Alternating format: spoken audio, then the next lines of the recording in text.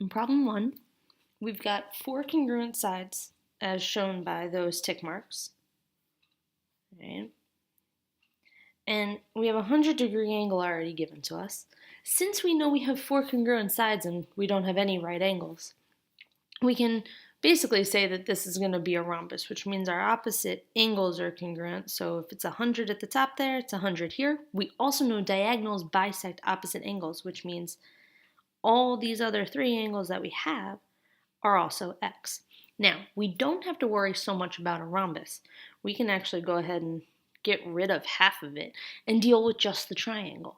So in a triangle, we have 180 degrees, but we've already used 100. So that leaves us with 80 degrees that we have to split between those 2 angles, because those 2 angles have to be congruent since our opposite sides and opposite angles are going to dictate that opposite congruent sides mean opposite congruent angles.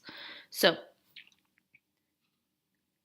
80 divided by 2 tells us that x is going to be 40.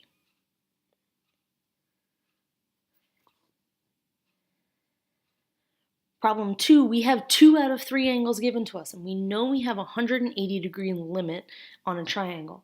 Well, we have 41 and we have 98, so we can figure out the other one pretty easily since 41 plus 98 is 139, and to get to 180, we need 41 more degrees.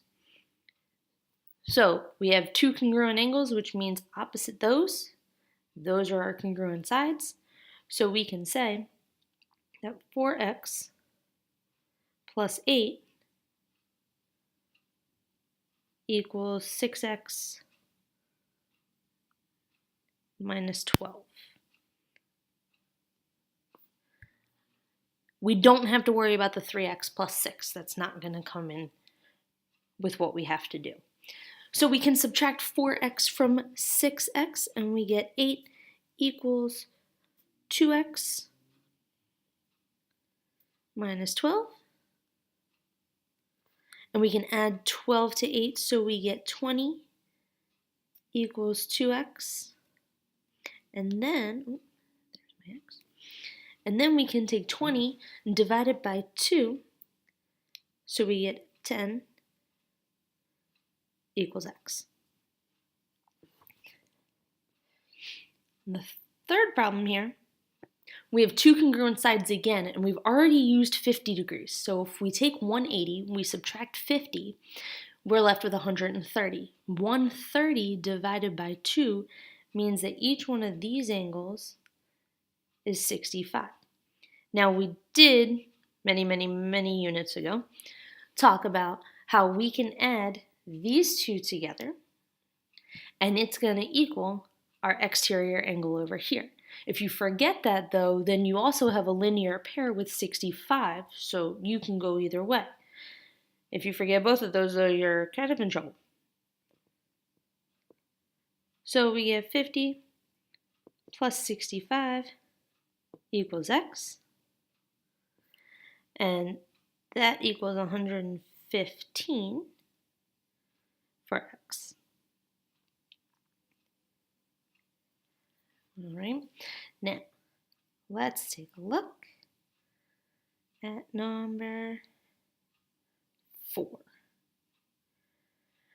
So number 4 has a triangle on the outside and then another triangle on the inside. So we'll start with the outside piece because we have 2 congruent sides, and if this is 50 over here, then that means this is 50 over here. And then we can go ahead and forget that little tiny triangle on the right-hand side and deal with just this big triangle, right? So when we take a look at this, we already have 60 and 50, so we know that's 110. So we have 3x plus 10 plus the 110 equals 180. So then we can combine our like terms. We have 10 plus 110, so we get 3x plus 120 equals 180.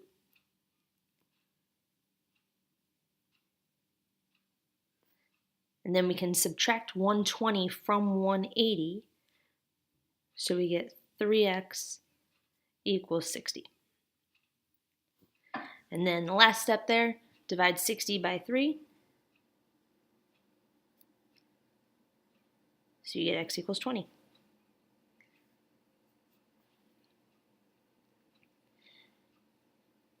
Problem 5.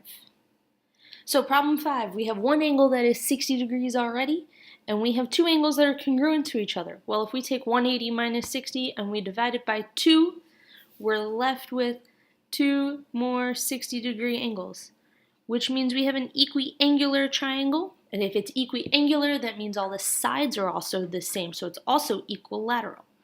That means we can take 3x and set it equal to 21. And when we divide by 3, you get x equals 7.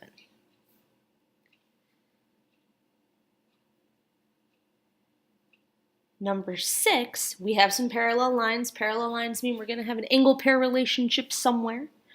So this one here where we have that angle 72, and this angle here form that wonderful letter Z. So if this is 72, then that means this guy is 72. And these congruent tick marks here then tell us that the other side should also be 72. Now, when we add 72 and 72 together, we get 144. And 144 plus our x should equal 180.